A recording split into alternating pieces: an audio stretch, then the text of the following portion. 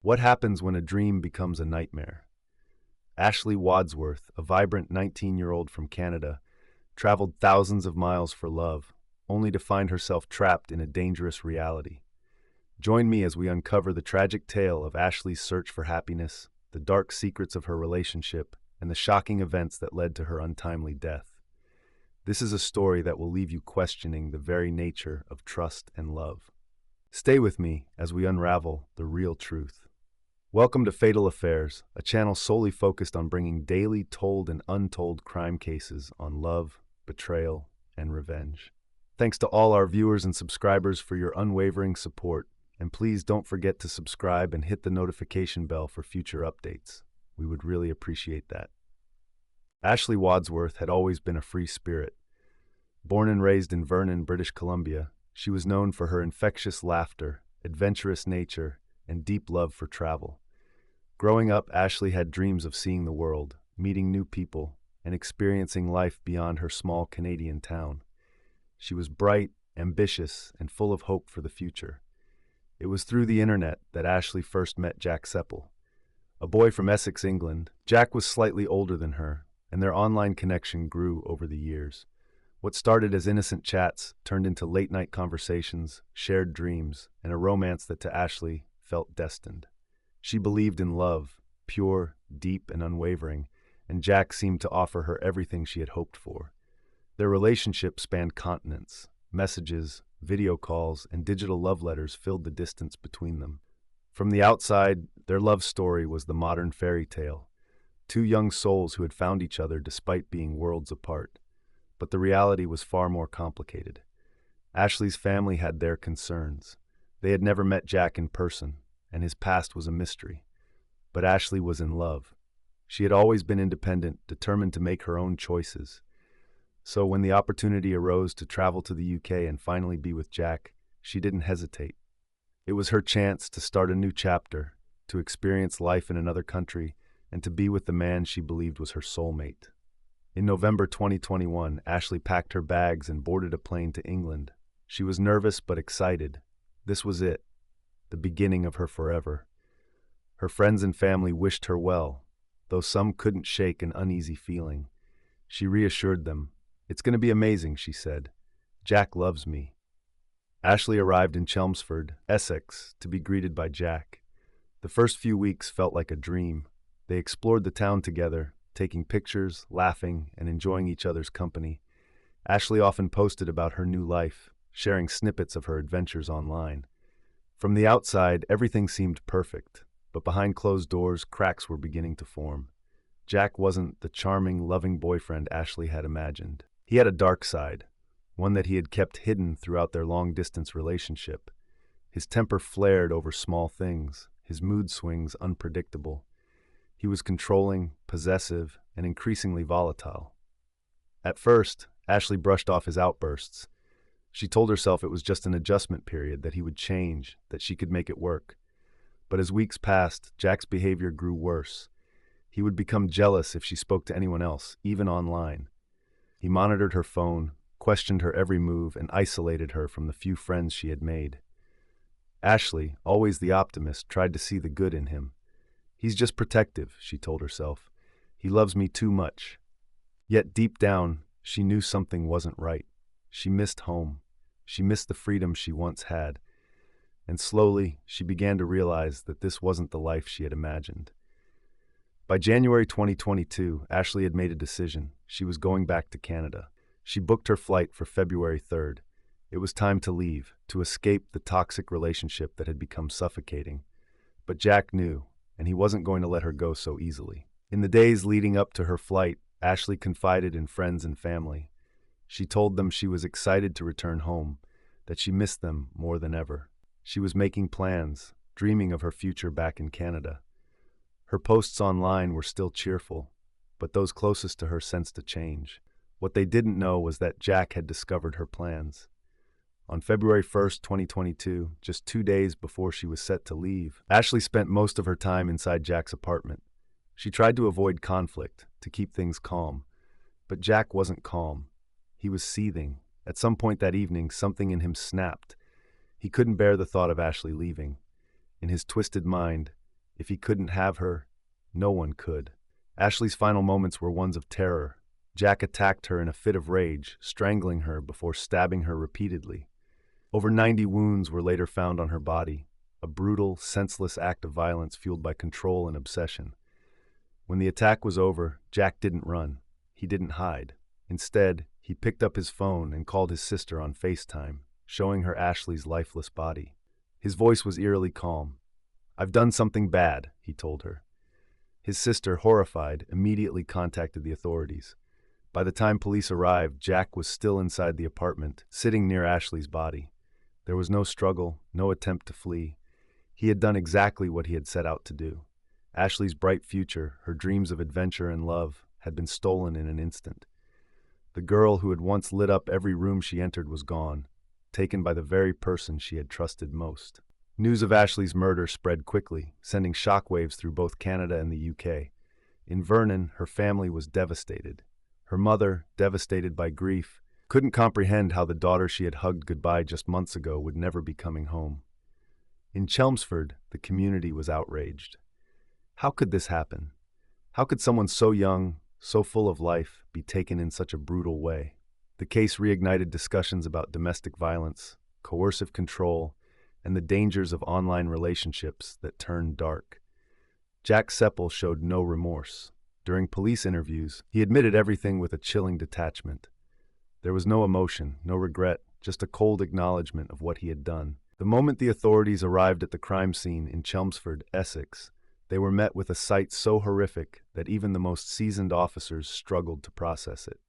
Ashley Wadsworth, a bright and adventurous young woman who had traveled across the world for love, lay lifeless in Jack Seppel's apartment. The walls bore the scars of a struggle, and the brutality of the attack was evident in every corner of the room. Jack Seppel sat calmly inside the apartment, making no attempt to flee or resist when officers entered. He was eerily composed, his demeanor cold and detached, as if he had already accepted what he had done.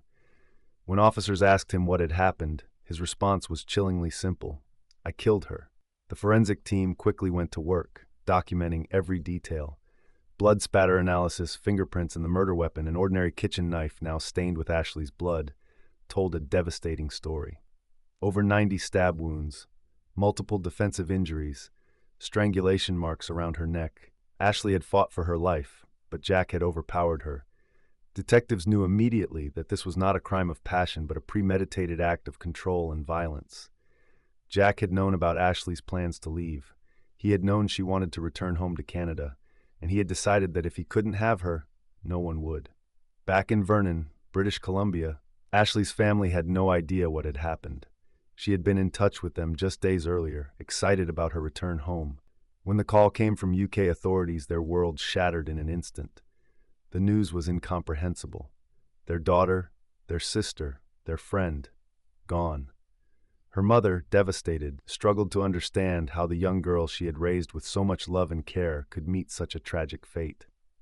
Her friends, who had followed her journey online, were in shock. This was supposed to be Ashley's grand adventure, not her final chapter. The murder of Ashley Wadsworth quickly became international news. In Canada, the heartbreak was immense. A young woman full of life had been taken in such a brutal manner, and people demanded justice.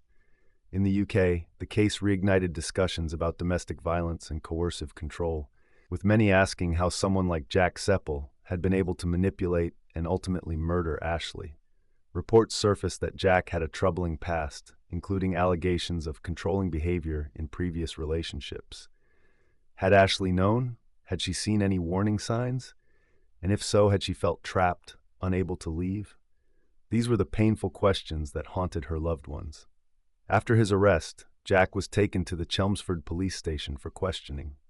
The interviews were tense, with detectives determined to understand his mindset. But Jack was disturbingly calm. He spoke without remorse, describing the events as if he were reciting a grocery list.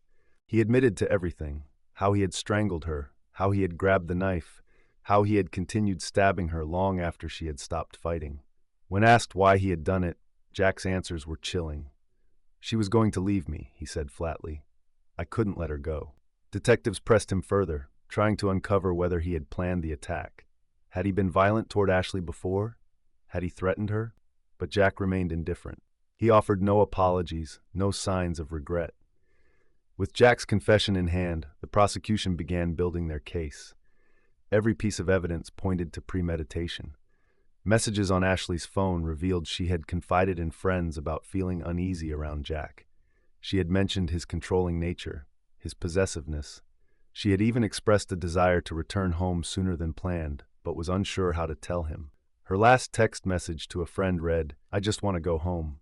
Forensic evidence corroborated the brutality of the attack. Blood patterns indicated that Ashley had tried to escape, that she had fought for her life until her strength gave out. The sheer number of stab wounds painted a picture of overwhelming rage and obsession. The prosecution knew they had more than enough to ensure Jack would never walk free again. But for Ashley's family, no sentence would ever be enough.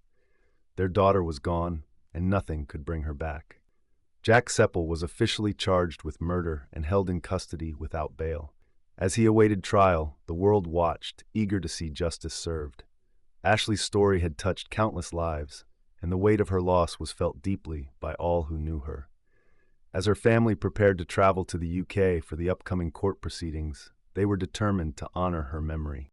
Ashley had been a light in their lives, a young woman full of dreams and kindness, and though she was gone, they would make sure her story was never forgotten. The trial of Jack Seppel was one of the most closely watched cases in both the UK and Canada. The courtroom was packed with journalists, legal experts, and members of the public, all eager to witness justice unfold. For Ashley Wadsworth's grieving family, it was a painful yet necessary step toward closure. They had traveled from Canada, determined to see the man who had stolen their daughter's life held accountable. Jack Seppel faced a single but damning charge, the murder of Ashley Wadsworth. From the beginning, the prosecution's case was airtight.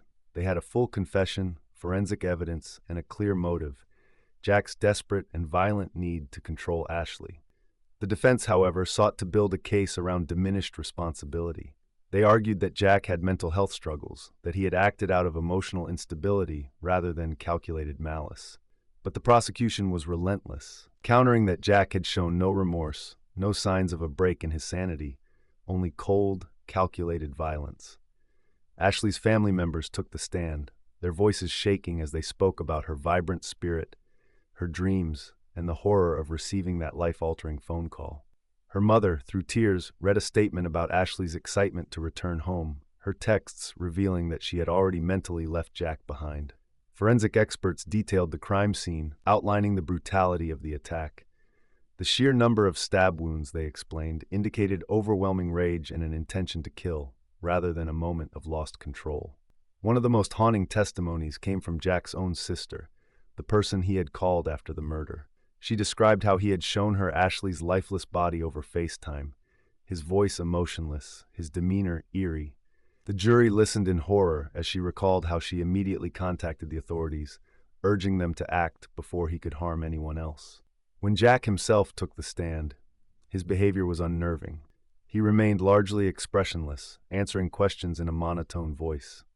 His defense team attempted to paint him as someone who had acted in a state of extreme emotional distress, but the prosecution dismantled this argument. They played recordings of his police interview, where he had calmly admitted to the murder without hesitation. "You knew she was leaving," the prosecutor said, his voice steady, "and you made sure she never got the chance." Jack simply nodded. He had no rebuttal, no justification. The weight of his crime was undeniable. After weeks of emotional testimony and legal arguments, the jury finally deliberated. The room was silent as the verdict was read. There was no outburst, no dramatic reaction from Jack Seppel. He merely lowered his head, as if he had been expecting it all along. Ashley's family, on the other hand, wept, tears of both sorrow and relief. Justice had been served, but it would never bring Ashley back.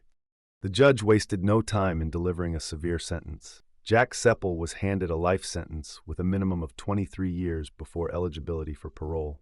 The judge condemned his actions as an act of cruelty and control, a devastating reminder of the dangers of domestic violence and coercive relationships. Ashley's family embraced, holding on to one another as they tried to absorb the finality of it all. The man who had taken their beloved Ashley would never walk free again. The trial may have ended, but Ashley's story continued to resonate. Her family dedicated themselves to spreading awareness about domestic abuse, warning young people about the red flags in relationships. In Canada, community groups held vigils in her memory, honoring the adventurous young woman whose life had been cut tragically short. For those who had followed her journey, Ashley was not just a victim. She was a bright, ambitious soul whose light had been stolen too soon. And while justice had been served, the pain of her loss would never fade. The sentencing of Jack Seppel brought a sense of closure to the legal aspect of Ashley Wadsworth's tragic case, but the emotional toll on her family, friends, and communities in both Canada and the UK was only just beginning. In the days following the trial, public discussions surrounding domestic violence, coercive control, and the dangers of abusive relationships intensified. Ashley's parents, devastated by their loss, found themselves thrust into a new reality without their beloved daughter. In interviews and statements, they spoke about the immense grief that weighed on them every day. Her mother, through tears, described the pain of seeing Ashley's belongings at home, her favorite books, her childhood toys, her travel journals filled with dreams of seeing the world. Her father, too, struggled to comprehend how his adventurous and caring daughter had met such a horrific fate. He expressed frustration, wondering if there was anything they could have done to prevent it. While they took some solace in knowing Jack Seppel would never hurt anyone again, it did little to heal the wounds left behind. In both Canada and the UK, people gathered in memory of Ashley. Candlelight vigils were held in her hometown of Vernon, British Columbia, where friends and family shared stories about her kindness, sense of humor, and love for life. In Chelmsford, where she had spent her final days, locals came together to mourn the young woman whose life had been tragically cut short. Social media campaigns emerged, spreading awareness about relationship red flags and the importance of recognizing signs of coercive control. Hashtags like Justice for Ashley and End Domestic Violence trended, amplifying the discussion around how young people could protect themselves in relationships. Ashley's case sparked national conversations about domestic violence prevention. Advocacy groups used her story to highlight the warning signs of abusive relationships, emphasizing the need for better education and support systems. Schools and universities introduced workshops and seminars aimed at young people, teaching them how to identify and escape potentially dangerous situations. Government officials, moved by the public outcry, revisited existing domestic abuse laws. In the UK, discussions surrounding harsher penalties for offenders gained momentum. In Canada, Ashley's family pushed for better education and resources for young people entering relationships abroad. Ashley's tragic death prompted many survivors of domestic abuse to come forward with their own experiences. Women who had escaped dangerous relationships shared their stories, offering support and guidance to others in similar situations.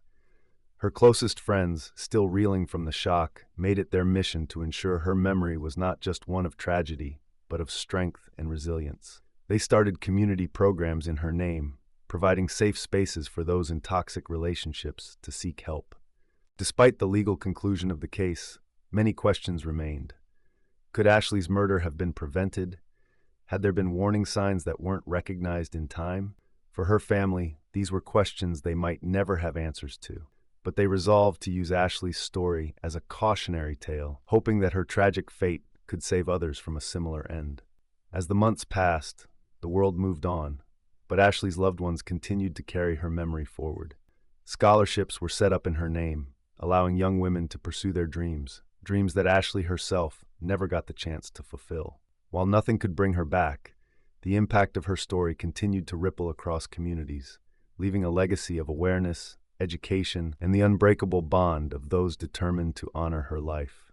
As time passed, Ashley Wadsworth's family and friends faced the difficult process of healing. The grief was an ever-present weight, but they were determined not to let it define them. While the world continued moving forward, for those closest to Ashley, life had forever changed. For Ashley's parents, every day was a reminder of what had been taken from them. They sought counseling, leaned on their community, and found solace in the countless messages of support they received from strangers who had been touched by Ashley's story. Her mother spoke openly about the struggle of navigating life without her daughter, often attending events to raise awareness about domestic violence and abusive relationships. Ashley's younger sister, who had once looked up to her as a role model, found her own way to keep Ashley's spirit alive. She began writing, sharing stories about their childhood adventures, painting a picture of the beautiful soul that the world had lost. Determined to turn their pain into purpose, Ashley's family established the Ashley Wadsworth Foundation. The organization focused on providing resources for young women in toxic relationships, offering education on warning signs, and funding shelters for those in need. Each year, on the anniversary of Ashley's passing, her hometown in Canada held a memorial event in her honor. Friends and family gathered to celebrate her life, sharing stories and encouraging others to be vigilant in their relationships. Jack Seppel, locked away behind prison walls, faded from public discussion. His name became an afterthought as Ashley's legacy took center stage. The focus remained on preventing another tragedy like hers from happening again. Healing was not about forgetting. It was about finding a way to move forward while carrying Ashley's memory. Her parents, while forever changed, refused to let their daughter's story be just another statistic. They traveled to schools and universities, speaking to young people about the importance of recognizing warning signs in relationships. Though the pain of losing her would never fully fade, those who loved her knew one thing: Ashley Wadsworth's light had not been extinguished.